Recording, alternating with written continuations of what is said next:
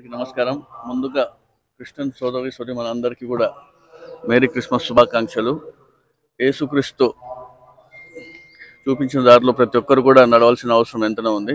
అదేవిధంగా యేసుక్రీస్తు చెప్పిన మార్గంలో నీతి, నిజాయితీ, ధర్మం, దైవం, సర్వీస్, హ్యుమానిటీ ఇవన్నీ కూడా దీని పట్ల మనం అందరూ కూడా గుర్తించుకొని ముందుకు పోవాల్సిన అవసరం ఎంత ఉంది. క్రిస్మస్ అంటేనే మనకి గుర్తుకొచ్చేది మన యేసుక్రీస్తు యొక్క లైఫ్ హిస్టరీ మరియు ఆయన బోధించిన నోబెల్స్ టీచింగ్స్తో మనం అందరూ కూడా ఒకసారి జ్ఞాపించుకొని దాన్ని అనుసరించుకుంటూ ముందుకు పోవాల్సిన అవసరం అయితే కూడా ఎంతనే ఉంది. ఈరోజు మనం అందరూ కూడా ఇక్కడ అరవింద్ నగర్ సిఎస్ఐ చర్చ్లో వచ్చి ప్రార్థనలో కూడా పాల్గొనడం చాలా ఆనందంగా ఉంది. మరోసారి మీ అందరికీ కూడా మేరీ క్రిస్మస్ శుభాకాంక్షలు. ముందుగా అడ్వాన్స్ హ్యాపీ న్యూ ఇయర్ తెలియజేస్తున్నాను. Thank you.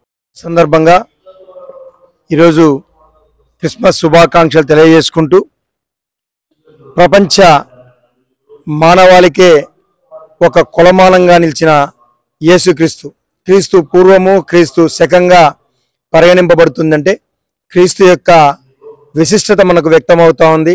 ప్రపంచ మానవాళికి క్షమత, సమత, మమత, మానవత, సేవ ఇవన్నీ అందించి అటువైపుగా మానవాళి అంతా ఒక మంచి జీవన విధానానికి మార్గదర్శక సూత్రాలను అందించి పాపులను శిక్షించమని కాకుండా పాపులను రక్షించు అని చెప్పి తను చిందించిన రక్తంతో పాపాల కడిగి ఈ యొక్క మానవాళి మనోరంజకమైన జీవితానికి క్రీస్తు కారకుడు కాగలిగాడని చెప్పి తెలియజేస్తూ మరొక్కసారి అందరికీ కూడా క్రిస్మస్ శుభాకాంక్షలు తెలియజేస్తున్నా.